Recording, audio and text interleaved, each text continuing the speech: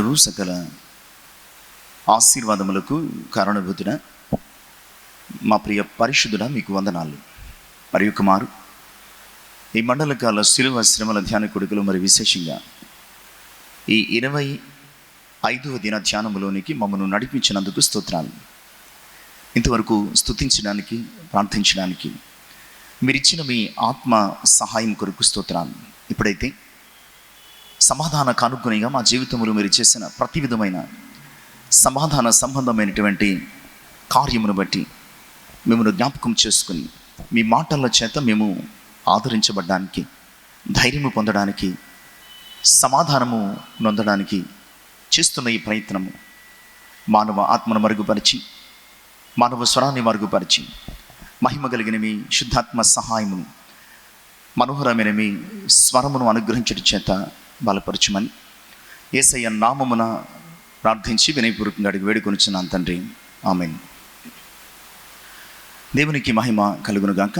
దేవుని ప్రేమించి ఆయన పరిశుద్ధ సన్నిధిని చేరువచ్చిన ప్రియ విశ్వాసులందరికీ మన ప్రభువును ప్రియరక్షకుడైన యేసుక్రీస్తు వారి ప్రశస్త నామములు శుభాలు తెలియజేస్తున్నాను.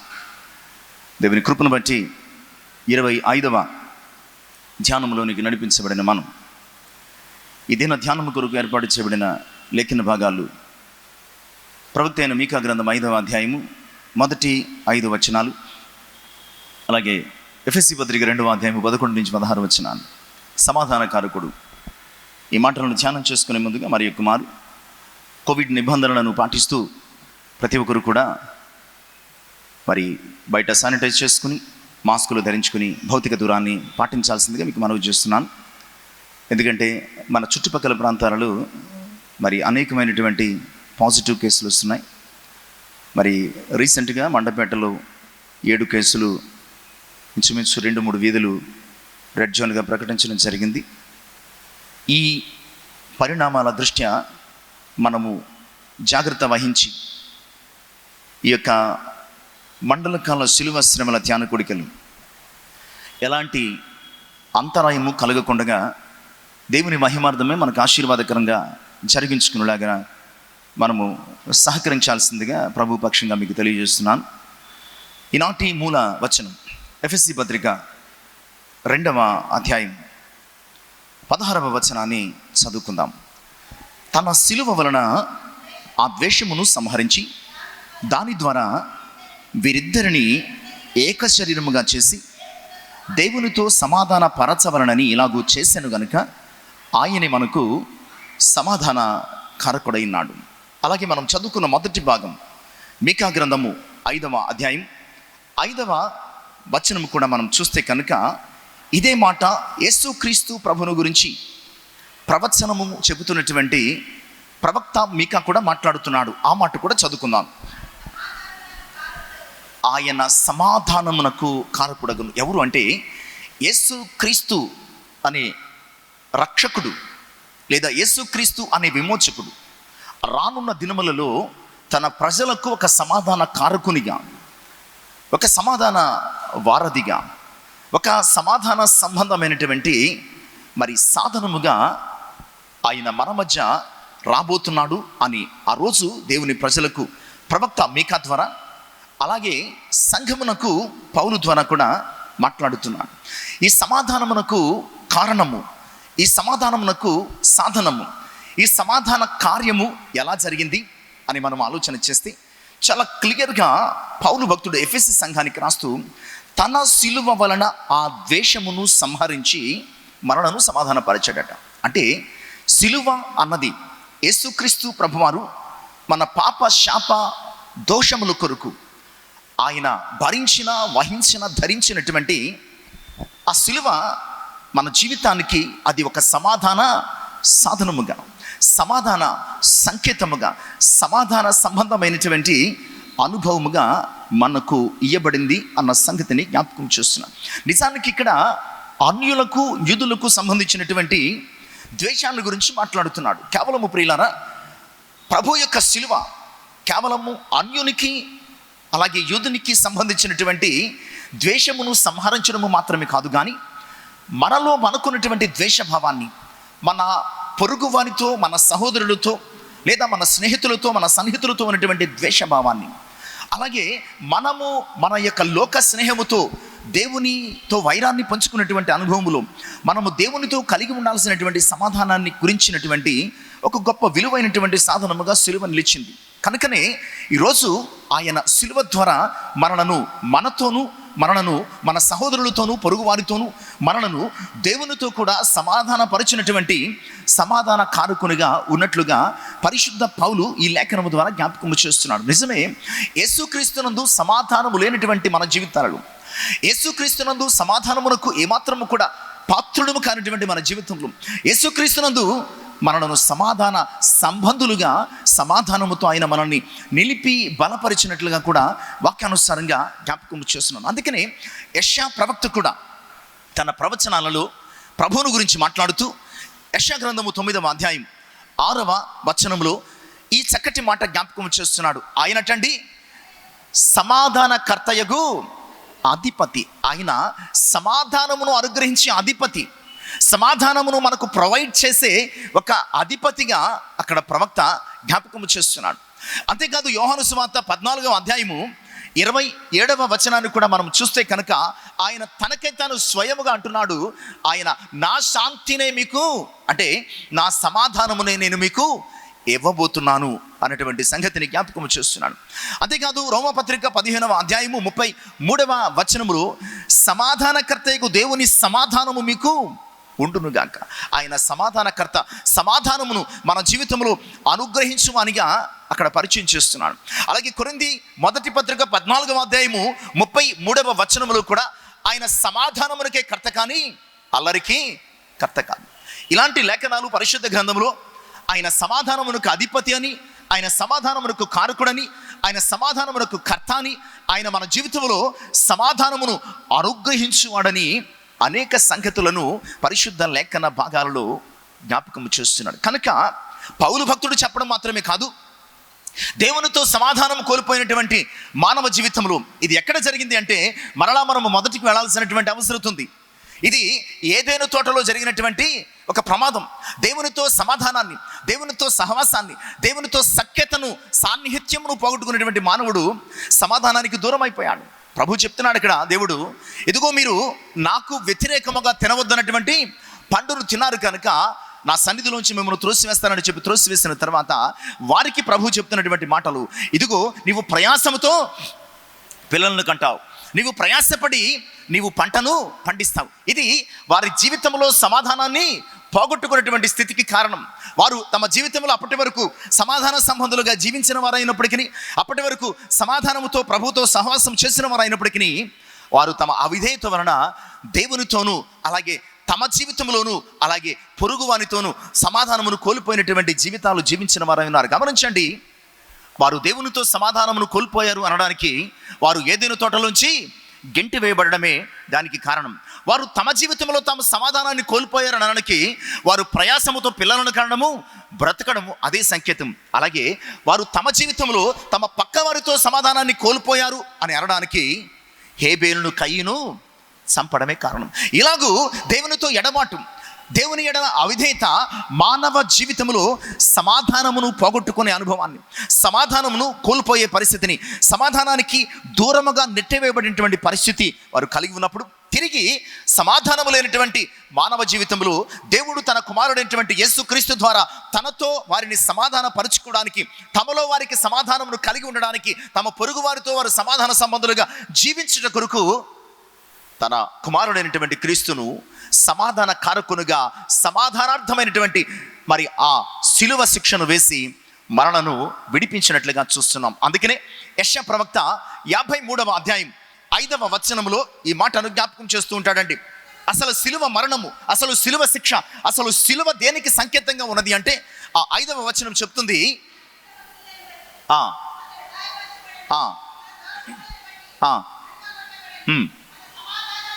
మన సమాధానార్థమైన శిక్ష, శిలువ శిక్ష. ఒకవేళ ఆనాడు అవమానానికి, ఆనాడు నేరానికి, ఘోరానికి, ఒక హీనమైనటువంటి మరణానికి ఒకప్పుడు క్రీస్తుకు ముందు ఆ శిలువ ఉండొచ్చు, కానీ దేవుడు తన ప్రియకుమారుడైనటువంటి యేసుక్రీస్తును సిలువలో ఎందుకు మన కొరకు బలియాగంగా సమర్పించాడంటే, ఆ శిక్ష మన సమాధానార్థమైనటువంటి సిలువ శిక్ష. సిలువ అంటే మన సమాధానము కొరకు యేసుక్రీస్తు ప్రభువారు మోసినటువంటి ఆ విలువైనటువంటి అనుభవం. సిలువ అంటే మనలను దేవునితో సమాధాన పరచడానికి ప్రభు మరి తాను వహించినటువంటి ఒక మరి ఆ ఘోరమైనటువంటి అనుభవముగా మనము జ్ఞాపకం చేసుకో బద్దులమైనాం. కనుక సిలువ లేకపోతే మన జీవితంలో సమాధానము లేదు. విలువ మాత్రమే కాదండి, సిలువ అనే అనుభవం లేకపోతే మనలో మనకి సమాధానం లేదు, మన పొరుగు వారితో సమాధానం లేదు, అలాగే దేవునితో అంతకంటే సమాధానము లేదు. కనుక సిలువే మనలను ఈరోజు సమాధాన సంబంధులుగా నిలిపింది. ఆ సిలువలో సమాధానాన్ని అనుగ్రహించినటువంటి సమాధాన కానుకున్నటువంటి యేసుక్రీస్తు మరణము చేత మనము తిరిగి దేవునితో సమాధానపరచబడ్డాం అన్న సంగతిని వాక్యము జ్ఞాపకం చేస్తుంది. రోమీయులకు రాసినటువంటి పత్రికలో 5వ అధ్యాయములో 11వ వచనములో ఇదే సంగతిని ఆయన జ్ఞాపకం చేస్తున్నటువంటి రోమపత్రిక 5:11 చదువుకుందాం. అంతేకాదు, ప్రభు అయిన యేసుక్రీస్తు ద్వారా మనము దేవుని యందు అతిశయపడుచున్నాం. ఆయన ద్వారానే మనము ఇప్పుడు సమాధాన స్థితి, సమాధాన కారకుడు అన్న ఉద్దేశం ఏంటంటే, ఆ పదానికి అర్థం ఏంటంటే మన సమాధానానికి ఆయన కారకుడు అనమాట అండి. మనము సమాధానం పొందడానికి, మనము సమాధాన సంబంధులుగా తీర్చబడడానికి, మనము సమాధానముతో బ్రతకడానికి, మన జీవితంలో సమాధానము స్థాపించబడడానికి ఆయన కారకునిగా ఉన్నాడు. అంటే ఆయన ద్వారా మనము సమాధానము పొంది ఉన్నాము. ఆయన మరణము చేత, క్రీస్తు యేసు మరణము చేత దేవుడు మనకు ఏ స్థితిని కలుగు చేశాడని వాక్యం చెప్తుందంటే సమాధాన స్థితిని కలుగజేసింది అన్నటువంటి సంగతిని వాక్యము జ్ఞాపకం చేస్తుంది. కనుక ప్రియులరా, ఈరోజు యేసుక్రీస్తు ప్రభువారు ఏ విధముగా చూసినా, ఏ కోణములో చూసినా, ఏ రకముగా మనము ఆయన గురించి అర్థం చేసుకున్నప్పటికీ యేసుక్రీస్తు తన సిలువ చేత మన జీవితంలో సమాధానాన్ని స్థాపించాడు. యేసుక్రీస్తు సిలువ మరణము చేత సమాధానము లేనటువంటి, సమాధానమునకు అర్హులము కానటువంటి మన జీవితంలో ఆయన సమాధానాన్ని స్థాపించినట్లుగా మనము జ్ఞాపకం చేసుకోవాలి. అందుకనే 66వ అధ్యాయం యెషయా గ్రంథంలో 12వ వచనములో ఆయన అంటున్నాడు, నేను నది వలె వారి యొద్దకు లేదా ఆమె యొద్దకు సమాధానమును పారచేసేదను. దేవుని ప్రజలైనటువంటి ఇశ్రాయేలు ప్రజల యొద్దకు లేదా ఆయన జనాంగము యొద్దకు నేడు యేసుక్రీస్తునందు ఆయన ప్రజలుగా ఎంపిక చేయబడినటువంటి మన యొద్దకు ఆయన ఒక నది వలె సమాధానాన్ని ప్రవహింపచేస్తాను. నది ఎంత ప్రశాంతంగా ప్రవహిస్తుందో అలాగే మన జీవితంలో ఆయన ప్రశాంతతను లేదా సమాధానాన్ని ప్రవహింపచేస్తాను అన్నటువంటి సంగతిని గుర్తు చేస్తున్నాను. ఇలాంటి సమాధానం మన జీవితంలో రావాలంటే యోబు ఒక చక్కటి మాట జ్ఞాపకం చేస్తున్నాడు. 22-21 వచనాలలో మనం చూస్తే కనుక, 22-21 వచనాల్లో చూస్తే కనుక, ప్రియ విశ్వాసులారా, ఆయనతో సహవాసం చేసినడా మనకు సమాధానం, ఆయనతో సహవాసం చేసినడలా మనకు సమాధానం. ఈరోజు 3 రకాలైన సమాధానాలు మనం జ్ఞాపకం చేసుకోవాలి. ఈ 3 విషయాలు చూసిన తర్వాత సమాధాన సంబంధమైనటువంటి ఆ కృప ఏ ఏ విషయాలలో దేవుడు మనకు అనుగ్రహిస్తున్నాడు అన్న సంగతిని కూడా ఆలోచన చేయడానికి సిద్ధపడదాం. మొట్టమొదటిగా కొలస్సీ 3:15, మనలో మనకి సమాధానం కావాలట అండి, మనలో మనకి సమాధానం కావాలట. అందుకనే ఆ 3:15 అంటున్నాడు, మీ హృదయములలో సమాధానము నివసింపనీయండి. సమాధానం అటండి మొదట ఎక్కడ నివసింపచేయాలండి? మన హృదయాలలో సమాధానము నివసింపచేయాలి. అలాగే రెండవదిగా మార్కు 9:50వ వచనం కానీ, అపొస్తలుడైన పౌలు తెస్సలోనికీయులకు రాసిన మొదటి పత్రిక 5వ అధ్యాయం 13వ వచనం కానీ, మీలో ఒకరితోనొకడు సమాధానంగా ఉండండి, ఒకరితోనొకడు మీలో సమాధానంగా ఉండండి అని జ్ఞాపకం చేస్తాడు. అలాగే యెషయా 27:15వ వచనములు, మీరు దేవునితో సమాధానము కలిగి ఉండవలనని ఆయన కోరుతున్నాడు, సమాధానము కలిగి ఉండవాలని ఆయన కోరుతున్నాడు. కనుక ఈ 3 విషయాలు జ్ఞాపకం చేసుకుని, మొదట మనలో మనకి సమాధానం ఉండాలి, 2 మన పొరుగువానితో సమాధానం ఉండాలి, 3 మన దేవునితో సమాధానం ఉండాలి. ఈ 3ంటికి కారకుడు ఎవరంటే మనలో సమాధానం ఇచ్చినవాడు, మన పొరుగువారితో సమాధానం ఇచ్చినవాడు, మన దేవునితో సమాధానం ఇచ్చినవాడు. మన సమాధాన కారకుడు ఎవరయ్యా అంటే యేసుక్రీస్తు ప్రభువారే. ఎవరైతే ఆయనను అంగీకరిస్తారు, ఎవరైతే ఆయనను విశ్వసిస్తారు, ఎవరైతే ఆయన సువార్తను తమ జీవితంలో ఖచ్చితంగా ఒప్పుకుంటారో వారి జీవితంలో సమాధానం. అందుకని ప్రభువారు శిష్యులను పంపిస్తూ ఒక మాట అంటారండి, మీరు వెళ్ళి సువార్త ప్రకటించండి. మీరు ఏ ఇంటికి వెళ్ళి సువార్త ప్రకటిస్తారో ఆ ఇల్లు యోగ్యమైనదైతే, ఈ విషయాన్ని మత్తయి సువార్త 10:13 అంటాడు, మీరు సువార్త ప్రకటించండి, దేవుని రాజ్యవార్తను ప్రకటించండి. మీరు ఏ ప్రదేశానికి వెళ్ళి సువార్త ప్రకటిస్తారో, ఏ కుటుంబం అయితే అంగీకరిస్తుందో, దానికి యోగ్యమైన స్థితిని కలిగి ఉంటుందో, యోగ్యమైన ఇంటికి ఏం కలుగుతుందండి? సమాధానము కలుగుతుంది. యోగ్యమైన ఇల్లు అంటే ప్రభువును అంగీకరించిన, ప్రభువును విశ్వసించిన, ప్రభువును ఆహ్వానించిన, ప్రభువును కలిగి ఉన్నటువంటి లేదా ప్రభువు పట్ల ఇష్టతను, నమ్మకాన్ని కలిగి ఉన్నటువంటి ఇంటికి సమాధానమును కలుగు చేస్తానని ఆయన స్పష్టంగా జ్ఞాపకం చేస్తున్నాను. కనుక ఈ రకమైనటువంటి మరి మాటలను జ్ఞాపకం చేసుకుంటున్న మనం, దేవుడు కుమారుడైనటువంటి క్రీస్తు ద్వారా మనకు సమాధానాన్ని స్థాపించాడు, అనుగ్రహించాడు, ఇచ్చాడు. కనుక దానిని మనము కాపాడుకోవలసినటువంటి బాధ్యులమై, భద్రత కలిగిన వారమై ఉన్నామన్న సంగతిని గుర్తు చేస్తున్నాం. ఇప్పుడు మనము దేనికి సమాధానం, ఏ విషయాలలో సమాధానం కలిగి ఉండాలో, ఏ విషయాలలో ఆయన మనకు మన జీవితంలో సమాధానాన్ని స్థాపిస్తున్నాడో మనం అర్థం చేసుకోవడానికి ప్రయత్నం చేద్దాం. మొట్టమొదటిగా ఆదికాండము 26వ అధ్యాయం 26 నుంచి 31 వచనాలు. దేవుడు మనకి ఎలాంటి స్థితిలో సమాధానాన్ని ఇస్తున్నాడు, ఆ సమాధానం మన జీవితంలో పొందుకోవడానికి మనం ఏం చేయాలి, ఈ విషయాలను ఒక 5-6 విషయాల ద్వారా మనం నేర్చుకునే ప్రయత్నం చేద్దామండి. అందులో మొట్టమొదటిది ఆదికాండం 26వ అధ్యాయం 26 నుంచి 31 వచనాలు. అక్కడ ఫిలిష్తీ రాజు అయినటువంటి అబీమెలెకు, ఆ గెరారు కాపురులు ఎక్కడికి వస్తున్నారండి?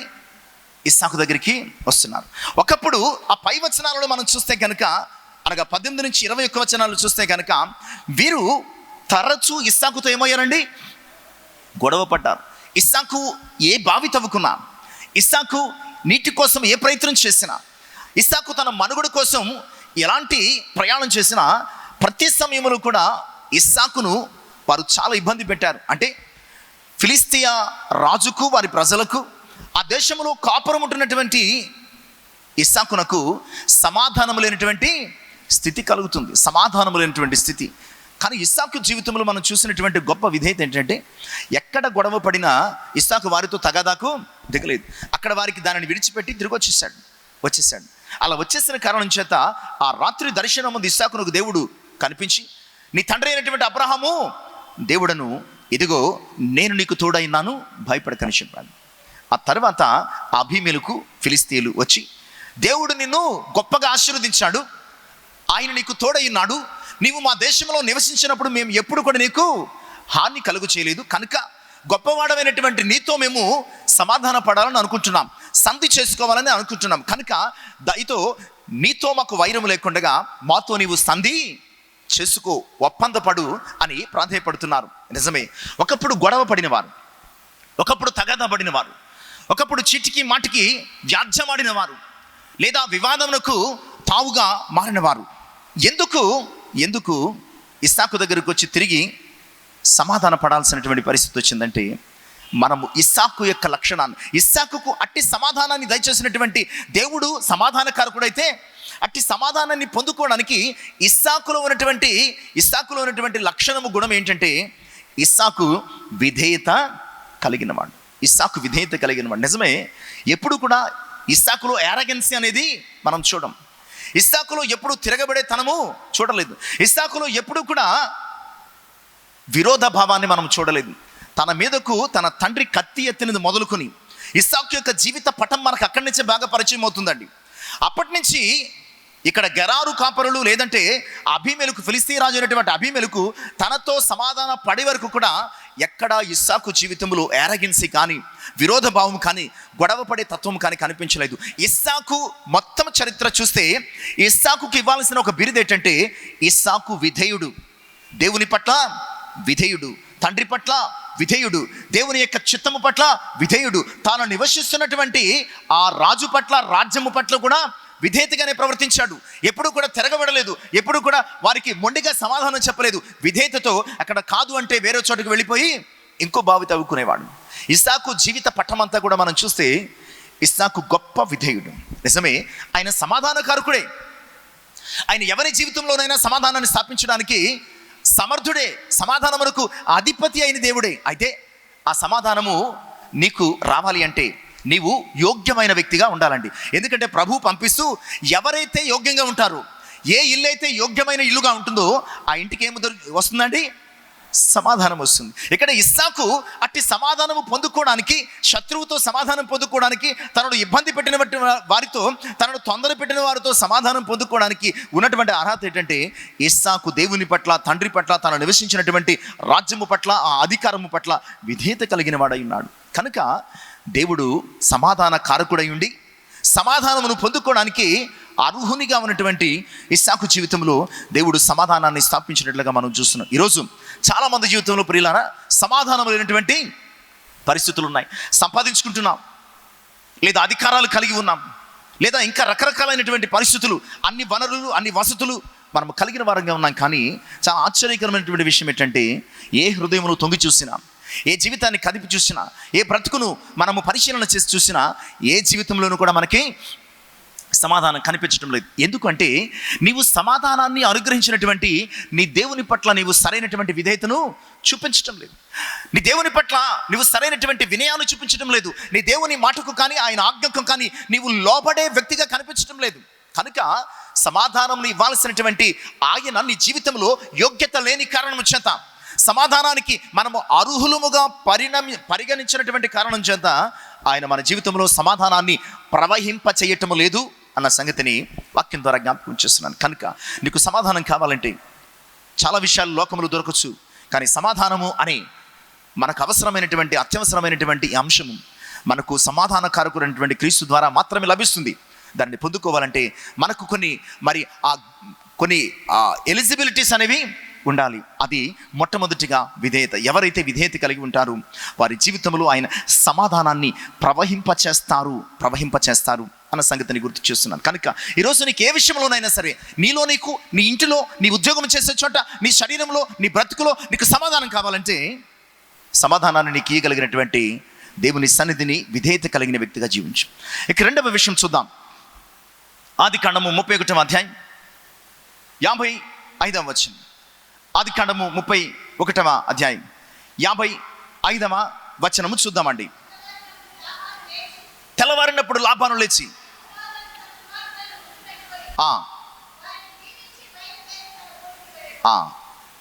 లాబాను యాకోబు తన కుమార్తెలను, దాసదాసీలను, పశువులను వెంట పెట్టుకుని వెళ్ళిపోతున్నాడు తండ్రి ఇంటికి అని తెలిసిన వాడై తరుముకొచ్చాడు. లాబాను ఎందుకు యాకోబును తరిమాడంటే, యాకోబును ఎలాగైనా అయితే జయించి, ఓడించి తిరిగి తెచ్చుకోవాలి. ఎదురుకు తిరిగితే ఏదో ఒక కీడు హాని చేసి తమ కుటుంబాన్ని, తమ పిల్లలను తెచ్చుకోవాలని బయలుదేరాడు. అదే ఆదికాండము 31వ అధ్యాయం 29వ వచనంలో ఉన్నటువంటి లాబానే చెప్తున్నాడు, నీకు హాని చేయుట నాకు చేతనవును, నీకు హాని చేయుట నాకు చేతనవును. ఈరోజు నీతో సమాధాన పడాల్సిన అవసరత నాకు లేదు. ఈరోజు నీతో సంధి కుదుర్చుకోవాల్సిన అవసరత నాకు లేదు. ఈరోజు నీతో సఖ్యముగా తిరిగి వెళ్లాల్సిన అవసరత లేదు. నీతో యుద్ధము చేసి నిన్ను జయించి నా పిల్లల్ని నేను తీసుకుని వెళ్ళిపోగలను. కానీ నీ దేవుడు, నీ తండ్రి దేవుడు రాత్రి నాకు దర్శనం ముందు కనిపించి, నీవు యాకోబుతో మంచి కానీ చెడు కానీ ఏది పలకు, నీకు హాని చేయాలంటే నా వల్ల అవుతుంది, నిన్ను కొట్టాలన్నా, నిన్ను చంపాలన్నా నా వల్ల అయిపోతుంది. కానీ నీ తండ్రి దేవుడు మాత్రం నాకు వార్నింగ్ ఇచ్చాడు. ఏంటంటే, నువ్వు వెళుతున్నావు యాకోబుతో మంచి కానీ చెడు కానీ పలకు. దాని ఉద్దేశం ఏంటంటే నువ్వు సమాధాన పడని చెప్తున్నాడు అనమాట. లాబానుతో చెప్తున్నాడు, నీవు యాకోబుతో సమాధాన పడు. ఎందుకు ఇలాంటి ఒక సమాధాన సంబంధమైనటువంటి స్థితిని దేవుడు అనుగ్రహించాడు? ఎందుకు యాకోబు లాబాను మధ్య సమాధాన కారుకునిగా ఇక్కడ దేవుడు వ్యవహరించాడు అంటే, ప్రియ విశ్వాసులారా, యాకోబు జీవితంలో మనం గమనించాల్సిన మొట్టమొదటి విషయం, యాకోబు తన తండ్రి ఇంటికి మళ్ళుకుంటున్నాడు. ఎక్కడి నుంచి వచ్చాడో అక్కడికి మళ్ళుకుంటున్నాడు. ఈరోజు మనము కూడా మన జీవితంలో సమాధానం పొందుకోవాలంటే కనుక మనము కూడా సమాధాన కారకుడైనటువంటి మన తండ్రి అయినటువంటి దేవుని యొద్దకు మళ్ళుకోవలసిన వారమైనాం. నిజమే, యాకోబు మోసగాడు కావచ్చు, యాకోబు అనేకుల ఎడల అన్యాయంగా ప్రవర్తించి ఉండవచ్చు, అన్నను మోసగించి ఉండవచ్చు, తండ్రిని మోసగించి ఉండవచ్చు, మామను మోసగించి ఉండవచ్చు, చెప్పా పెట్టకుండా పారిపోతూ ఉండవచ్చు. కానీ యాకోబు మళ్ళుకున్నది, యాకోబు తిరిగినది, యాకోబు వెళుతున్నది తన తండ్రి ఇంటికి. అందున ఏ మార్గం గుండా వెళుతున్నాడంటే ప్రియులారా, బేతేలు మార్గం గుండా వెళుతున్నాడండి. ఒక ప్రామిస్ చేశాడు, నీవు నన్ను తిరిగి నా తండ్రి ఇంటికి సురక్షితంగా తీసుకొస్తే కనుక ఇక్కడ నేను మందిరాన్ని కడతా. వెళ్ళేటప్పుడు మొక్కుకున్నాడు, తిరిగి అదే త్రోవలో తన తండ్రి ఇంటికి వస్తున్నాడు కనుక తన తండ్రి ఇంటికి మళ్ళుకున్నటువంటి యాకోబు జీవితంలో లాబాను చేయబోతున్నటువంటి హాని విషయమై దేవుడు సమాధాన కారకునిగా వ్యవహరించాడు. ఒక విషయం గమనించండి, ఒక వ్యక్తికి గొడవ అవుతుంటే అనుకుంటారు, నా పక్షంగా కొంతమంది, మీ పక్షంగా కొంతమంది తెచ్చుకుంటాం. ఎందుకు తెచ్చుకుంటామంటే వారు అక్కడ ప్రాబ్లమ్ని సాల్వ్ చేస్తారు, సమాధాన పరుస్తారని. కానీ విషయం ఏంటంటే మిమ్మల్ని ఇద్దరిని మరింత కొట్టుకునేలాగా, మిమ్మల్ని ఇద్దరిని మరింత తగువ పడేలాగా, మిమ్మల్ని ఇద్దరిని మరింత అసమాధానకరంగా మార్చేసి వారు లబ్ధి పొందుతూ ఉంటారండి. ప్రజెంట్ సెటిల్మెంట్ అనేది ఇలాగే జరుగుతుంది. కానీ దేవుడు ఇలాంటి సెటిల్మెంట్ చేసే దేవుడు కాదు. ఆయన సెటిల్మెంట్ కంప్లీట్గా సమాధానానికి సంబంధించిన సెటిల్మెంట్. ఆయన సెటిల్మెంట్ చేస్తే ఇక గొడవలకు తావులేదు. ఆయన సెటిల్మెంట్ చేస్తే నిన్ను చంపాలని వచ్చినవాడు కూడా ముద్దు పెట్టుకుని వెళ్ళిపోతాడు. నిజమే ప్రియ విశ్వాసులారా, చాలాసార్లు ఇలాంటి సమాధాన కారకుడైన ప్రభువును విడిచిపెట్టి, ఇలా సమాధానములకు అధిపతి అయినటువంటి ప్రభువును విడిచిపెట్టి మనము మనుషుల దగ్గరికి పరుగులు పెడతాం. మా జీవితంలో ప్రాబ్లంని సాల్వ్ చేయండి, మా జీవితంలో సమాధానం వేయండి, మమ్మల్ని ఐక్యపరచండి, మమ్మల్ని సఖ్యతలోనికి నడిపించండి. భూ వివాదాల నుంచి వ్యక్తిగత వివాదాల వరకు మనం ఎక్కడికి వెళ్తామంటే సమాధానము చేస్తామని చెప్పి మనల్ని బట్టి బతికే ఆ బ్యాచ్ల దగ్గరికి మనం వెళుతూ ఉంటాం. ప్రియులరా, నీకు అసలైన సమాధానం ఇచ్చేవారు ఎవరో తెలుసా? సమాధాన కర్తయ్య గదిపతి. ఇంకో విషయం ఏంటంటే, నీకు సమాధానాన్ని ఇస్తాం, నిన్ను సెటిల్ చేస్తాం, నీ ప్రాబ్లం సాల్వ్ చేస్తామన్న వాళ్ళ ఫ్యామిలీ పర్సనల్ లైఫ్లోనే సమాధానం ఉండదు, వాళ్ళ జీవితాల్లోనే సమాధానం ఉండదు. కానీ వారు బయటకు వచ్చి నీకు సమాధానం ఇస్తూ ఉంటారు. ప్రియ విశ్వాసులారా, ఇది ఎంత హాస్యాస్పదమో చూడండి. మనం ఎంత ఫులిష్గా బిహేవ్ చేస్తున్నామో ఆలోచించండి. మన జీవితంలో ఎవరు సమాధానం ఇస్తారు? ఎవరు సమాధానానికి అధిపతి? ఎవరి సమాధానానికి కర్త? ఎవరు మన జీవితంలో సమాధాన కారకుడై ఉన్నాడు అంటే, మన కొరకు సిలువలో బలియాగముగా సమర్పించబడిన యేసుక్రీస్తు మాత్రమే సమాధాన కారకుడు. ఆయనలో మాత్రమే మనము సమాధానమును, నెమ్మదిని పొందగలం. అదే దేవుడు చెప్తున్నాడు, లాబానుకు వార్న్ చేస్తున్నాడు. ఎదుగో నువ్వు యాకోబు దగ్గరికి వెళుతున్నావు, జాగ్రత్త సుమా, యాకోబుతో మంచి కానీ చెడు కానీ మాట్లాడకు, లేకపోతే కొట్టేవాడే, లేకపోతే తగువ పడేవాడే, లేకపోతే ఏమైనా చేసేవాడు. లాబానుకు తమ పిల్లల పట్ల ఉన్నటువంటి ప్రేమలాడదు. కానీ దేవుడు వార్న్ చేశాడు. ఎందుకంటే దేవుడు యాకోబును ఎందుకు వాడుకోవాలని అనుకున్నాడు. యాకోబు కూడా తెలియకుండా తండ్రి ఇంటికి మళ్ళుకున్నాడు. కనుక దేవుడు యాకోబు జీవితంలో లాబాను మధ్య ఒక సమాధాన కారకునిగా వ్యవహరించి అక్కడ ఒక సంధిని కుదిర్చి వారి మధ్య నెమ్మదిని దయచేసినట్లు చూస్తున్నాం. నిజమే, నీ జీవితంలో దేవుడు సమాధానం ఇవ్వాలంటే నీవు దేవుని వైపుకు మళ్ళుకోవాలి, మనుషుల వైపుకు కాదు. నువ్వు దేవుని తట్టు కనిపెట్టాలి, మనుషుల తట్టు కాదు. అప్పుడు దేవుడు ఖచ్చితంగా నీ జీవితంలో నీకున్నటువంటి ఏ వివాదమైనా, ఎవరితో సమాధానం లేనటువంటి స్థితి అయినప్పటికీ ఆయన నీ జీవితంలో తిరిగి సమాధానాన్ని స్థాపించగలిగినటువంటి సమర్థుడు. ఇక 3వ విషయాన్ని కూడా చూద్దాం. ఆదికాండము 33వ అధ్యాయం 4వ వచనం. ఆదికాండము 33వ అధ్యాయం 4వ వచనాన్ని చదువుకుందాం త్వరగా. అప్పుడు ఏసావు అతనిని ఎదుర్కొన పరిగెత్తి అతనిని కౌగలించుకొని అతని మెడ మీద పడి ముద్దు పెట్టుకున్నాను. వారిద్దరూ కన్నీరు విడిచిరి. ఎవరి మెడ మీద పడి ముద్దు పెట్టుకున్నారంటే, ఏసావు అతని తమ్ముడైనటువంటి యాకోబు మెడ మీద పడి ముద్దు పెట్టుకున్నాడు. నిజానికి యాసావు ఎంత కోపంగా రగిలిపోయాడంటే ఇప్పుడు కాదు, నా తండ్రిదేదో పని చూసిన తర్వాత యాకోబును చంపేయాలనుకున్నాడండి. ఆ తండ్రి యొక్క ఎడబాటు లేదా ఆ యొక్క పరిస్థితి చక్కబెట్టుకున్న తర్వాత యాకోబు విషయంలో పగ తీర్చుకోవాలనుకున్నాడు. అలాగే చాలా కాలం ఆ 20 సంవత్సరంలో పగతో రగిలిపోయాడు. ఎందుకంటే యాకోబు చేసిన మోసం సామాన్యమైన మోసం కాదు. జ్యేష్ఠత్వాన్ని తీసేసుకున్నాడు, తండ్రి దగ్గర మోసం చేసి ఆశీర్వాదాలు తీసుకున్నాడు. ఈరోజు ఒక సెంటు భూమి తమ్ముడు అన్న దగ్గర కానీ, అన్న తమ్ముడు దగ్గర కానీ తీసుకుంటే ఏం జరుగుతుందండి? అన్నదమ్ముల మధ్య 3వ ప్రపంచ యుద్ధాలు జరిగిపోతున్నాయి. ఎంతకీ దేనికి? ఒక సెంటు భూమి కోసం, ఒక పోర్షన్ కోసం, లేకపోతే ఒక ₹1,00,000 ఆస్తి కోసం. ₹1,00,000 విలువైందా? అన్నదమ్ముల అక్క చెల్లెళ్ళ అనుబంధం విలువైందంటే ఈరోజు ఏమంటున్నామంటే ₹1,00,000 విలువైంది. అలాంటి పరిస్థితులు. నిజమే, ఆ రోజు యాసావు యాకోబు మీద పగబట్టడానికి సరైన కారణం ఉంది. ఒక వ్యక్తిగా, ఒక మనిషిగా, నష్టపోయినటువంటి వ్యక్తిగా. అలాంటి వ్యక్తి 20 సంవత్సరాల తర్వాత 400 మందిని వెంట పెట్టుకుని వస్తున్నాడండి. ఈ విషయం తెలిసింది. యాకోబుకు పై ప్రాణాల పైనే పోయాయి. వెంటనే తన దగ్గర ఉన్నటువంటి భార్య పిల్లలను 2 గుంపులు చేసేసి మొదట ఒక గుంపు, రెండవసారి ఒక గుంపు. ఒకవేళ మొదటి గుంపు మీద పడితే రెండో గుంపు మీద వచ్చేసరికి ఇతడు పారిపోదాం, మళ్ళా లాభాన దగ్గరకు లేకపోతే ఇంకొక చోటుకు పారిపోదాం అనుకున్నాడు. ఇది తన ప్లాన్. యాకోబుకు తెలుసు తను చేసినటువంటి మోసం ఎప్పటికీ యాసావు క్షమించా లేడు, ఖచ్చితంగా చంపేస్తాడు అని తెలిసినటువంటి యాకోబు ప్లాన్ వేశాడు. కానీ అద్భుతంగా, ఆశ్చర్యంగా మనం చదువుకున్న 33:4లో యాసావు పరిగెత్తుకుని వచ్చి యాకోబును కౌగిలించుకుని మెడ మీద ముద్దు పెట్టి ఇద్దరూ ఏడ్చారు. ఒక శత్రుత్వపు అనుభవం నుంచి ఒక సమాధానకరమైన అనుభవం, హాని తలపెట్టే అనుభవం నుంచి ముద్దు పెట్టుకునే అనుభవం, ద్వేషించే స్థితి నుంచి ప్రేమించే అనుభవం. ఇది ఒక సమాధాన సంబంధమైనటువంటి ప్రక్రియ. ఇది సమాధానానికి ఒక హేతువుగా నిలుస్తున్నటువంటి క్రియ.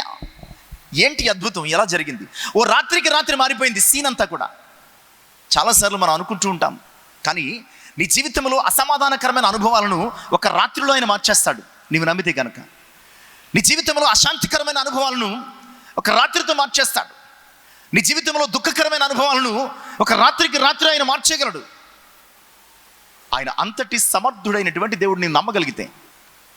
ఇక్కడ ఆ సాయంకాలము యాసావుకు భయపడిపోయి యాకోబు తన భార్య పిల్లలను, దాసదాసులను 2 గుంపులు చేసి పంపించేశాడు. ఆ రాత్రంతా ఆ నరునితో పోరాడాడు. ఉదయం లేచేసరికి యాకోబు జీవితంలో అద్భుతం. చంపుతాడు, కొడతాడు, తిడతాడు, హాని చేస్తాడు అన్నటువంటి అన్న పరిగెత్తుకుని వచ్చి ముద్దు పెట్టుకుని హత్తుకుని ఏడ్చాడు. దీనికి కారణం ఏంటంటే ప్రియులారా, 2 విషయాలను నేను జ్ఞాపకం చేస్తాను. ఒకటి, అన్న వస్తున్నాడు అని తెలియగానే యాకోబు ఆ 32వ అధ్యాయం 9-12 వాగ్దానం చేసిన దేవుని వైపు కనిపెట్టాడు. అన్న తన మీదకి వస్తున్నాడు అని తెలిసిన వెంటనే ఆ 32వ అధ్యాయం 9-12 వెళ్ళేటప్పుడు ఒక వాగ్దానం చేశాడు. నువ్వు వెళ్ళిన చోట నిన్ను ఆశీర్వదిస్తాను, తిరిగి నీ తండ్రి ఇంటికి క్షేమముగా తీసుకుని వచ్చే వరకు నీకు తోడై ఉంటాను, నిన్ను విడువను, ఎడబాయను వాగ్దానం చేశాడు దేవుడు. ఆ వాగ్దానం చేసిన దేవుని వైపు తిరిగి ప్రార్థిస్తున్నాడు. నిజమే, నీ జీవితంలో ఎవరైనా నీ పట్ల అసమాధానకరంగా బిహేవ్ చేస్తున్నారా? నిన్ను ఇబ్బంది పెట్టడానికి, నిన్ను తొందర పెట్టడానికి, నిన్ను కలవరి పెట్టడానికి, నీ మీద పడి నిన్ను ఏదో చేయడానికి నిన్ను డిస్టర్బ్ చేస్తున్నారా? నీకు వాగ్దానం చేసిన నీ రక్షకుడైన నీ దేవుని వైపు నువ్వు కన్నులెత్తు. ఎవరి వైపు కాదు. ఏమండి వాళ్ళు తిడుతున్నారు, వీళ్ళు కొడుతున్నారు, నాకు హెల్ప్ రండి, నాకు సహాయం చేయండి, సెటిల్మెంట్ చేయండి.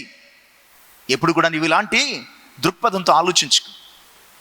నిన్ను చంపడానికో, నిన్ను కొట్టడానికో, నీకు హాని చేయడానికో, నీకు నష్టం కలుగు చేయడానికో నీ మీదకి వస్తున్నటువంటి వారి మనస్సు మార్చగలిగేది ఈ లోకంలో ఏ బ్యాచ్ కాదు. ఎవరంటే దేవుడు మాత్రమే వారి మనస్సును రాత్రికి రాత్రి మార్చేస్తాడు. మొట్టమొదటి అంశం ఏంటంటే, మొట్టమొదటిగా దేవుని పైన ఆధారపడుతున్నాడు యాకోబు. దేవుని తట్టు తిరిగి దేవుని పైన ఆధారపడుతున్నాడు. అయ్యా, నీవు వాగ్దానం చేశావు, నీవు ఇచ్చిన వాగ్దానాన్ని నిలుపుకోవా? నీ వాగ్దానాన్ని నా పట్ల జరిగించవా, నెరవేర్చవా? యాకోబు ఆ రాత్రి ప్రార్థిస్తున్నాడు, తన స్థితిని ఒప్పుకుంటున్నాడు.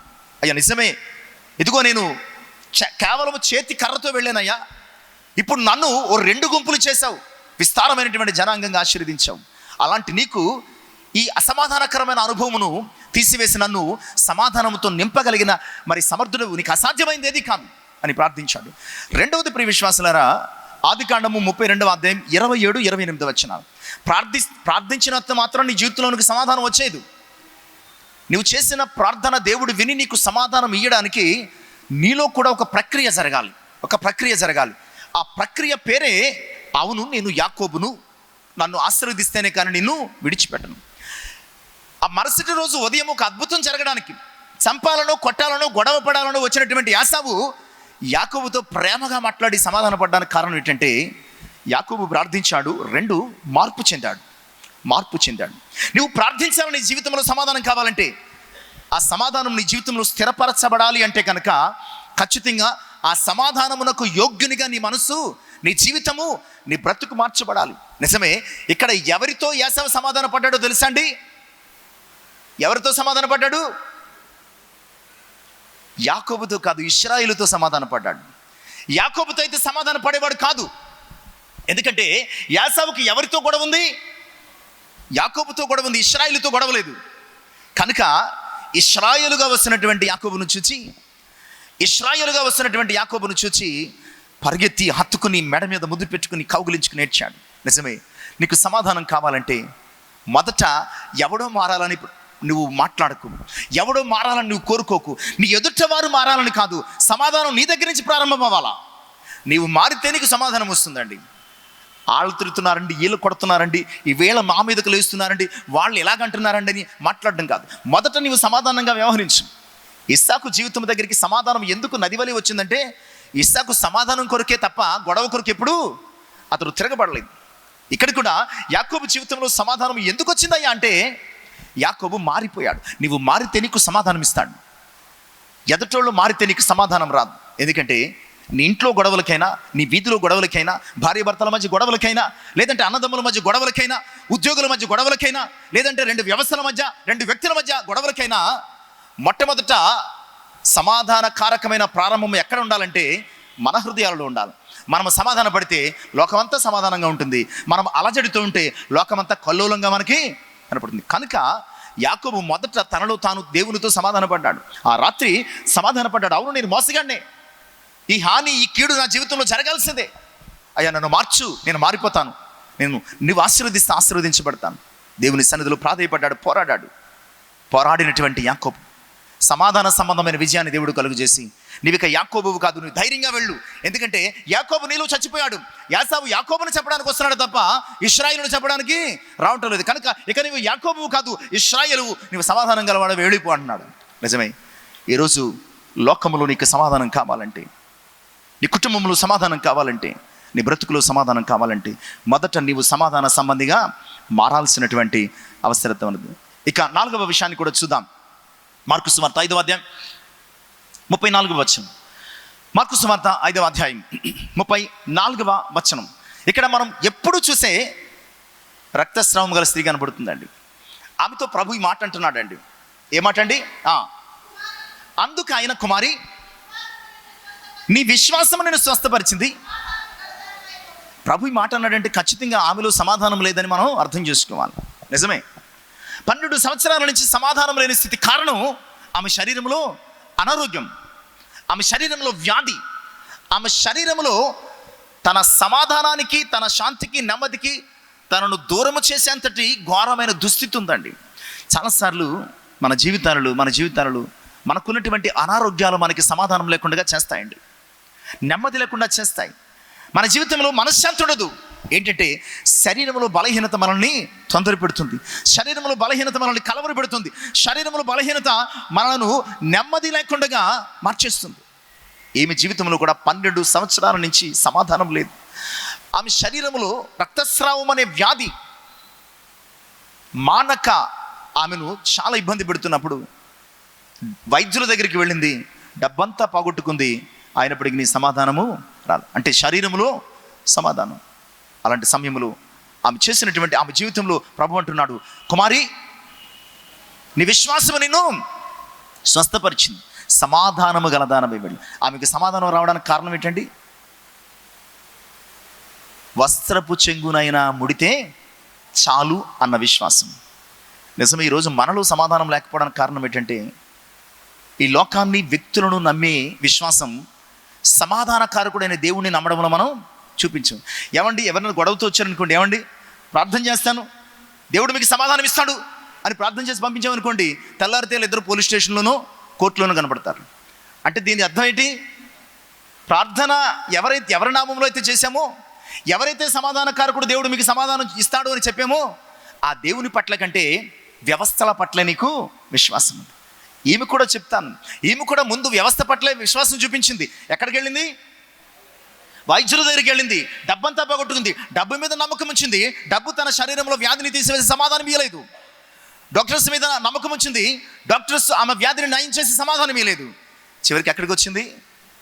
సమాధాన కారకుడు, సమాధాన కర్త, సమాధానానికి అధిపతి అయినటువంటి ప్రభు దగ్గరికి వచ్చి అట్లీస్ట్ వస్త్రపు చెంగైన ముడితే చాలు అని ముట్టుకుంది. ఇంతకు పూర్వము లేని సమాధానం, ఇంతకు పూర్వము లేని నెమ్మది, ఇంతకు పూర్వము లేనటువంటి ఆ గొప్ప ఆ సమాధానము ఆమె జీవితంలో పొందుకుంది. వెంటనే ముట్టిన వెంటనే ఆమె గ్రహించిందటండి తన బాధ నివారణ ఆయన. వెంటనే సమాధానం ఆమె జీవితంలోనికి వచ్చేసింది. నీవు ప్రభువును విశ్వసిస్తే నీ శరీరంలో వ్యాధో, బాధో, బలహీనతో ఎలాంటి స్థితి ఉందో నాకు తెలియదు, కానీ నీవు ఆయన యందు వస్త్రపు చెంగునైనా ముడితే చాలు. ఇది విశ్వాసంలో ఒక పరిపూర్ణత, ఇది విశ్వాసంలో ఒక తీవ్రమైనటువంటి స్థాయి అన్నమాట అండి. ఎందుకంటే ట్యాబ్లెట్లు వేసుకుంటేనే తగ్గలేదండి, వస్త్రపు చెంగు ముట్టుకుంటే తగ్గుతుందా? మన క్వశ్చన్స్ ఇలాగే ఉంటాయి. ఏమంటే ట్రీట్మెంట్ తీసుకున్నానండి, ప్రార్థన చేస్తే తగ్గుద్ది ఏంటండి, మందులు వేసుకుంటే తగ్గుద్ది అని అనుకోండి. నిజమే, మందులు వేసుకుంటే తగ్గుద్ది, కానీ మహోన్నతుడైన దేవుణ్ణి నమ్ముకుంటే ఇంకా బాగా తగ్గుద్ది, ఇంకా బాగా తగ్గుద్ది. మందులు వేసుకుంటే ఎంతో కొంత కీడుని శరీరంలో ఉండిపోతుందేమో, కానీ మహాదేవుణ్ణి నమ్మితే నీలో ఒక్క సమస్య కూడా ఉండకుండా ఆయన తీసివేస్తాడు. ఆమె వెంటనే తన బాధ నివారణ అయినదని గమనించింది. కారణం ఏంటంటే ఆమె డబ్బు యందు విశ్వాసం ఉంచి చెడిపోయింది, వైద్యులందు విశ్వాసం ఉంచి పాడైపోయింది. ఇప్పుడైతే ఆయన వస్త్రపు చెంగునైతే ముడితే చాలని ఎంతో విశ్వాసముతో వచ్చి వస్త్రపు చెంగు ముట్టింది. నిజమే, నీ విశ్వాసము, నీ ప్రభు ఎడలని విశ్వాసం, నీ దేవుని ఎడలని విశ్వాసం, నీ రక్షకుని ఎడల నువ్వు కలిగి ఉన్న విశ్వాసం, నీ శరీరంలో ఉన్న రుగ్మతలను బట్టి సమాధానం లేనటువంటి నీ స్థితిలో సమాధానాన్ని, నీ శరీర అవయవాల మధ్య సమాధానం, అవయవాలలో ఉన్నటువంటి అనారోగ్యాల బట్టి సమాధానం, నీ శరీరంలో నీ అనారోగ్యములో ఆయన నీకు సమాధానాన్ని దయచేయగలిగిన దేవుడు అని సంగతిని జ్ఞాపకం చేస్తుంది. కనుక ఒకవేళ వ్యాధి చేత, రుగ్మత చేత, బలహీనత చేత సమాధానం లేకుండా ఉన్నావా, ప్రభు తట్టు కనిపెట్టు. ఆయన వస్త్రపు చెంగునైన ముడితే చాలని విశ్వసించు. తక్షణమే నీ వ్యాధి నివారణ అయినదని నీవు గ్రహించే సమాధానాన్ని నీ శరీరంలో ఆయన ఇవ్వగలిగిన సమర్థుడు అని వాక్యము ద్వారా నేను ఖచ్చితంగా చెప్పగలుగుతున్నాను. ఇక 5వ విషయాన్ని కూడా చూద్దామండి. ఫిలిప్పీ పత్రిక 4వ అధ్యాయం 6-7 వచనాలు. ఫిలిప్పీ పత్రిక 4వ అధ్యాయం 6-7 వచనాలు చదువుకుందామండి. దేనిని గురించి చింతపడకుడు కానీ ప్రతి విషయంలోనూ ప్రార్థన విజ్ఞాపనములు చేత కృతజ్ఞత పూర్వకముగా మీ విన్నపములు దేవునికి తెలియజేయుడి. అప్పుడు సమస్త జ్ఞానమునకు మించిన దేవుని సమాధానము యేసు క్రీస్తు వలన మీ హృదయములకును తలంపులకును కావలేడు. చాలాసార్లు మనస్సులలో సమాధానం లేని స్థితి, ఇక్కడ అదే చెప్తున్నాడు. మనస్సులో సమాధానం లేని స్థితి, హృదయము, తలంపులు మన ఆలోచనలు పుట్టే కేంద్రాలు. చాలా విషయాల్లో మనము చింతపడుతూ సమాధానం లేని స్థితి, ఇది లేదు అది లేదు, ఇది రాదు అది రాదు అని ఎప్పుడు ఏదో ఒక చింత మన మనసులో తిరుగుతూ ఉంటుందండి. ఆ చింత మనకు నెమ్మది, సమాధానం లేనటువంటి స్థితిని తీసుకొస్తుందండి. ఇక్కడ అదే చెప్తున్నాడు. దేని విషయమై చింత ఎక్కడ ఉంటుందండి? మనకి మన మైండ్లో, మన ఆలోచనలలో చింతపడుతూ ఉంటామండి, మదన పడిపోతూ ఉంటాం. ఒకవేళ నీ మనసులో చింతపడుతున్నావా, ఒకవేళ నెమ్మది లేదనో, కుటుంబంలో స్థిరత్వం లేదనో, ఆర్థికపరమైన ఇబ్బందులను, లేదంటే సామాజిక పరమైనటువంటి సమస్యలను, లేదంటే భార్యను బట్టి భర్త, భర్తను బట్టి భార్య, పిల్లలను బట్టి తల్లిదండ్రులు, తల్లిదండ్రులను బట్టి పిల్లలు, నీ మనస్సులో ఈరోజు నీవు సమాధానం లేకపోవడానికి కారణం నీ మనసులో ఈ దేనిని గురించి ఒక చింత ఉంది. అది నిన్ను ఒక వేరు పురుగులాగా తొలిచేస్తుంది, కుదురు ఉండనీయటం లేదు, నెమ్మది ఉండకుండా చేసేస్తుంది. నీవు అసమాధానంగా ప్రవర్తిస్తున్నావు, ఎవరైనా మాట్లాడుతుంటే చిరాకు పడుతున్నావు, ఎవరైనా కదుపుతుంటే వేసుకుంటున్నావు. కారణం ఏంటంటే నీ మనస్సులో చింత, నీ మైండ్లో చింత నిన్ను అసమాధానకరంగా మార్చివేస్తుంది. అలాంటి స్థితిలో వాక్యము చెప్తున్న సంగతి ఏమిటంటే 7వ వచనంలో, సమస్త జ్ఞానమునకు మించిన దేవుని సమాధానము యేసుక్రీస్తు వలన నీ హృదయములకు, నీ తలంపులకు, నీ హృదయములో చింత, నీ తలంపులలో చింత కావలి ఉండి నీకు సమాధానాన్ని ఇస్తుంది. ఎప్పుడు ఇస్తుంది? మొదట చింత అని చెప్తున్నాడు. దేని గురించి చింతపడద్దు, మన మనసులో చింత ఉంది, అది అసమాధానానికి కారణమైంది. రెండవది, యేసుక్రీస్తు ద్వారా దేవుడు మీ హృదయానికి, తలంపుకు కూడా సమాధానం ఇస్తాడు. అయితే మధ్యలో ఇంకొక అమూల్యమైన మాట ఉందండి. దేని విషయం చింతపడకుండా ప్రతి విషయం ఏం చేయమంటున్నాడు? కృతజ్ఞత విజ్ఞాపన చేయి. ఎవరినో నిందించడము, దేవుని నిందించడము, విసుక్కోవడము, లేదంటే నీరసించిపోవడము, లేదా నిరుత్సాహపడిపోవడము, అవిశ్వాసంతో మాట్లాడకుండా ఆయన చెప్తున్న మాట ఏంటంటే, మీరు దేని విషయమే చింతపడకుండా ప్రతి విషయంలోనూ కృతజ్ఞతాపూర్వకమైనటువంటి ప్రార్థన విజ్ఞాపనంలో. యోబు జీవితంలో కృతజ్ఞత చూస్తాం. యెహోవా ఇచ్చెను, యెహోవా తీసుకును, ఆయన వలన మేలు పొందుతాం కానీ కీడు అనుభవించదగమా? ఇవన్నీ కూడా ఏంటి? కృతజ్ఞతా సంబంధమైన మాటలు. మేలైనా దేవుని కొందనాలు, కీడైనా దేవుని కొందనాలు. ఇది కృతజ్ఞత. ఇప్పటి వరకు మేలు చేశాడు, అనుభవించాం, సంతోషించాం, అయ్యా నీ కొందనాలు అన్నాం. ఇప్పుడు కష్టం కలిగింది, ఇందుని బట్టి కూడా మనం ఏం చేయాలా? దేవునికి కృతజ్ఞత చెల్లించి, అయ్యా వీలైతే ఈ పాత్ర నా యొద్ద నుంచి తీసివేయి, ఆయనను నీ చిత్తము సిద్ధించునుగాక. ఇది కృతజ్ఞతాపూర్వకమైనటువంటి విజ్ఞాపన. అలా చేయగలిగితే నీవు నీ మనసులో చింతపడకుండా, సమాధానము లేదు, నెమ్మది లేదు అని నీవు నీ మనసులో నెమ్మది లేని స్థితిలో మదన పడిపోకుండా కృతజ్ఞత కలిగి నీ దేవునికి అప్పగించుకో. అప్పుడు దేవుడు చింత కలిగిన లేదా సమాధానము లేనటువంటి నీ హృదయానికి, సమాధానము లేనటువంటి నీ మనసుకు యేసుక్రీస్తునందు సమాధానం ఇచ్చి, సమాధానముతో నీ హృదయాన్ని, నీ తలంపులను ఆయన ఏం చేస్తాడంటే ప్రొటెక్ట్ చేస్తాడనమాట. సమాధానముతో నీ హృదయాన్ని, నీ తలంపులను కంప్లీట్గా మరి ప్రొటెక్ట్ చేసి నీకు నెమ్మదినిస్తాడు, సమాధానం ఇస్తాడు. కనుక నీ మనస్సులో సమాధానం లేదేమో, నీ మనస్సులో, నీ తలంపులలో సమాధానం ఇవ్వగలిగినటువంటి యేసు వైపు చూస్తూ నీవు కృతజ్ఞతాపూర్వకమైనటువంటి విజ్ఞాపన చేయాల్సిందిగా మనం చేస్తున్నాం. అలాగే 6వ అంశం, న్యాయాధిపతుల గ్రంథము 6వ అధ్యాయం 23వ వచనం. న్యాయాధిపతుల గ్రంథము 6వ అధ్యాయము 23వ వచనము చూద్దామండి. అప్పుడు యెహోవా నీకు సమాధానము, భయపడకుము, నీవు చావవని అతనితో చెప్పను. ఎవరితో చెప్పాడు? గిద్యోనుతో చెప్పాడు. గిద్యోను జీవితంలో కాదు, గిద్యోను జీవితంలో మాత్రమే కాదు, ఇశ్రాయేలీయుల జీవితంలోనే సమాధానం లేదండి. ఇశ్రాయేలీయుల జీవితంలోనే సమాధానం లేదు. కారణం ఏంటంటే మిద్యానీయులు వారిని ఘోరంగా అణచివేస్తున్నారు, తీవ్రంగా కలవరపెడుతున్నారు. స్వతంత్రత లేదు, నెమ్మది లేదు. బ్రతకడానికి భయపడుతూ సమాధానము లేని స్థితి ఆ రోజు ఇశ్రాయేలు ప్రజల మధ్య ఉందండి. ఒక గిద్యోను మాత్రమే కాదు, గిద్యోను అనే వ్యక్తి ఇశ్రాయేలీయులకు ఒక రిప్రజెంటేటివ్ అనమాట అండి. గిద్యోను నెమ్మది లేని స్థితిలో బతుకుతున్నాడు, సమాధానం లేని స్థితిలో బతుకుతున్నాడు. అన్నీ ఉన్నాయి కానీ స్వతంత్రంగా, స్వేచ్ఛగా బ్రతకడానికి సమాధానం లేదు. ఎందుకంటే శత్రువు మిద్యానీయుల రూపములో తమ మీద విరుచుకుపడి వారిని అనగదొక్కుతున్నాడు. అలాంటి స్థితిలో గానుగు చాటున గోధుమలు దొల్లగొట్టుకుంటున్నటువంటి ఆ గిద్యోను దగ్గరికి దేవుని దూతొచ్చి, పరాక్రమం కలిగిన బలాఢ్యుడా, దేవుడు మీకు తోడైనాడని చెప్పి, ఎలాగూ తోడైనాడు, ఎలా విడిపించబోతున్నాడు, ఇవన్నీ చెప్పినప్పుడు గిద్యోను భయపడిపోతున్నప్పుడు నీవు భయపడొద్దు, నీకు సమాధానము కలుగును గాక. గిద్యోను జీవితంలో భయము, గిద్యోను బ్రతుకులో భయము, గిద్యోను మాత్రమే కాదు ఇశ్రాయేలు ప్రజలందరి జీవితంలో భయము, అసమాధానకరమైనటువంటి పరిస్థితి. చాలాసార్లు భయము అనేది మన జీవితంలో సమాధానాన్ని దూరం చేస్తుంది అనమాట. దేనిని గురించైనా భయం కావచ్చు, బ్రతుకును గురించి భయం కావచ్చు, బ్రతకడం గురించిన భయం కావచ్చు, బ్రతుకు తెరువును గురించినటువంటి భయం కావచ్చు, దేనిని గురించిన భయమైనా కావచ్చు. చాలాసార్లు మన జీవితంలో గిద్యోను వంటి భయము మన జీవితంలో నెమ్మదిని, సమాధానాన్ని దూరం చేసేస్తుంది, లాగేస్తుంది.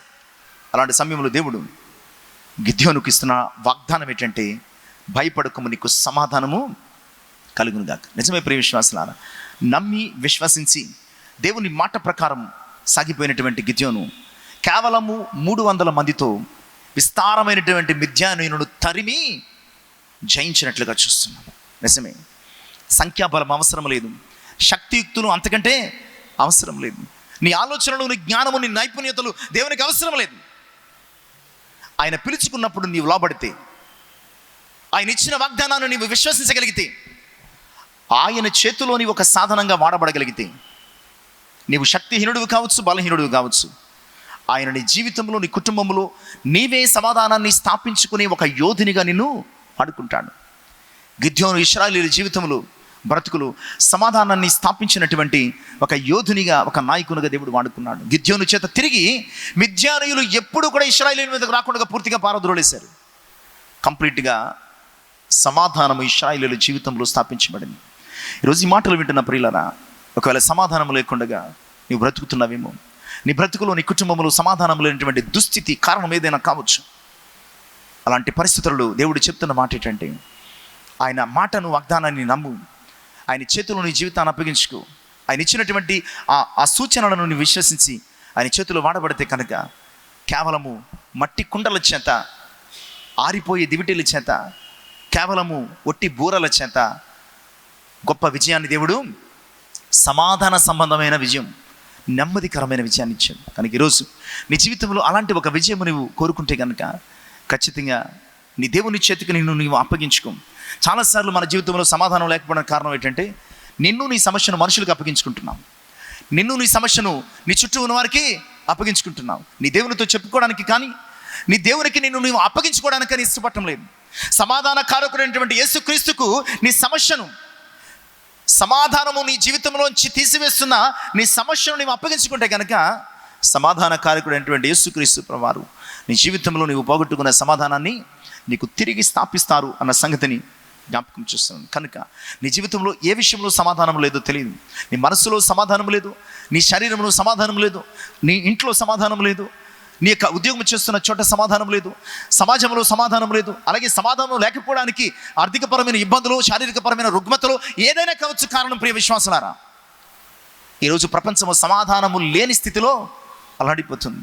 ఈరోజు ఇక్కడ మనము నిలిచి ఉన్నా లేదా కూర్చుని ఆరాధిస్తున్నటువంటి మనలో కూడా చాలామంది సమాధానం లేనటువంటి స్థితిలో ఉన్నాం. అలాంటి స్థితిలో ఉంటే కనుక సమాధాన కారకుడైనటువంటి యేసు ద్వారా దేవుడు నీకు సమాధానాన్ని ఇవ్వడానికి సిద్ధపడుతున్నాడు. ఆయనే సమాధానకర్త, ఆయనే సమాధానమునకు అధిపతి, ఆయనే సమాధాన కారకుడు. నా సమాధానము కొరకు ఆయన సిలువలో తన ప్రాణాన్ని బలయంగా సమర్పించాడు. ఆయన సిలువ చేత మనలో సమాధానం పొందాం, మన పొరుగు వారితో సమాధానం పొందాం, దేవునితో కూడా సమాధానం పొందాం. అలాంటి సమాధాన సంబంధమైనటువంటి సిలువ విలువను గుర్తించి సిలువలో మన కొరకు తన ప్రాణాన్ని సమర్పించినటువంటి యేసయ్య వైపు తిరిగి విశ్వసించి విజ్ఞాపన చేసి ఆయన మీద ఆధారపడి ఆయనకు నీ జీవితాన్ని అప్పగించుకుని సమాధానాన్ని పొందాల్సిందిగా జ్ఞాపకం చేస్తున్నాను. చివరిగా తెస్సలోనికీయులకు రాసినటువంటి 2వ పత్రిక 3వ అధ్యాయం 16వ వచనం చదువుకుని ముగించుకుందామండి. తెస్సలోనికీయులకు రాసినటువంటి 2వ పత్రిక 3వ అధ్యాయము 16వ వచనం. సమాధానకర్తయగు ప్రభువు తానే ఎల్లప్పుడూ ప్రతి విధము చేతను మీకు సమాధానము అనుగ్రహించును గాక. ప్రభువు మీ అందరికీ సమాధానకర్తయగు ప్రభువు తానే ఎల్లప్పుడూ ప్రతి విధము చేతను మనకేం చేస్తాట? సమాధానాన్ని దయచేస్తుంది. కనుక మనుషుల వైపు కాక, లోకం వైపు కాక, సమాధానం ఇస్తాము, సంధి చేస్తాము అనేటువంటి వ్యవస్థల వైపు కాక, నీ కొరకు సమాధాన సంబంధమైనటువంటి బలియాగముగా, సమాధాన బలిగా సిలువలో తన ప్రాణాన్ని సమర్పించి నీకు నాకు సమాధాన కారకునిగా, నా జీవితంలో సమాధానాన్ని ప్రతిష్ఠించే అధిపతిగా మన కొరకు మరణించి తిరిగి లేచిన యేసయ్యలు సమాధానాన్ని పొందడానికి ఆయన మాటలను విశ్వసించి ఆయన తట్టు కనిపెడదాం. అట్టి కృప పరిశుద్ధాత్మను మన జీవితంలో దయచేయనుగా. ఆమె తల నుంచి ప్రార్థన చేసుకుందాం. సర్వోన్నతుడవు, సకల ఆశీర్వాదములకు కారణభూతుడవు మీకు వందనాలు. ఇంతవరకు నాయన సమాధాన కారకుడు అనే అంశం మీద అనేక విషయాలు చూచాం. నిజమే, ఈ లోకంలో వారు వీరు ఎవరు సమాధానం ఇస్తారని ఆయా ప్రయత్నించి అలసిపోయి నెమ్మదిని పోగొట్టుకున్న స్థితిలో ఉన్నాం. శరీరంలో సమాధానం లేదు, మనసులో సమాధానం లేదు, బ్రతుకులో సమాధానం లేదు, మా యొక్క కుటుంబాలలో సమాధానం లేదు, వ్యక్తిగతంగా మా జీవితంలో అస్సలు సమాధానం లేదయ్యా. ఈ లోక స్నేహంతో మీతో కూడా సమాధానాన్ని పోగొట్టుకున్న బ్రతుకులను అయ్యా యేసుక్రీస్తును మీ ప్రియ కుమారుని ద్వారా ఆయన సిలువ మరణము చేత, ఆయన సిలువ సంధి చేత, ఆయన పరిశుద్ధ రక్తము చేత తిరిగి మాలో సమాధానాన్ని ఇచ్చారు. అట్టి ప్రభువును విశ్వసించిన వారు, ప్రభువును ప్రార్థించిన వారికి, ప్రభువుకు తమ జీవితాలను అప్పగించిన వారికి సమాధానమును అనుగ్రహిస్తాను, ఆయనే సమాధాన కారకుడు అని సెలవిచ్చిన తండ్రి, అట్టి ప్రభువుకు మా జీవితంలో అప్పగించుకుని మా జీవితంలో సమాధానాన్ని పొందుకోవడానికి సమాధాన సముద్రులుగా మమ్మల్ని స్థిరపరిచి మీ కృపలు బలపరచమని విన్న వాక్యం మా హృదయాలలో, మా జీవితాలలో, మా బ్రతుకులలో, మా కుటుంబాలలో సమాధానము స్థిరపరచలాగా ఫలింపచేయమని యేసయ్య నామమున ప్రార్థించి వేడుకొనిచున్నాను తండ్రి. ఆమేన్. దేవునికి మహిమ కలుగును గాక. దేవుడు మీరు దీవించి ఆశీర్వదించును గాక. శ్రేష్టమైన